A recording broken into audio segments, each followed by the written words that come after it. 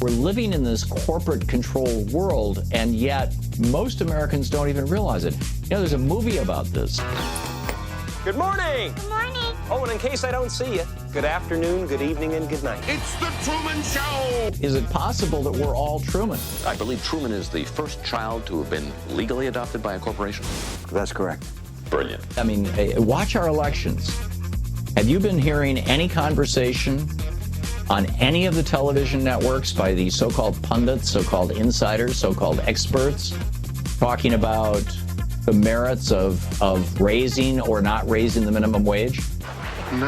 Have you heard any discussion on any of the television networks by any of the so-called experts about how quickly we've got to deal with climate change and what are the various policy options? Should we have a carbon tax or not? Should we do cap and trade or not?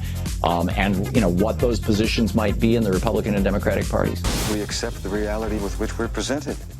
Have you heard any conversation about the fact that about a third of our cities still have lead pipes in them? And what are we going to do about that? About our infrastructure crumbling, $3 trillion worth of infrastructure at the same time that we just, you know, we've now committed to $6 trillion in Iraq and Afghanistan over the next 30 years?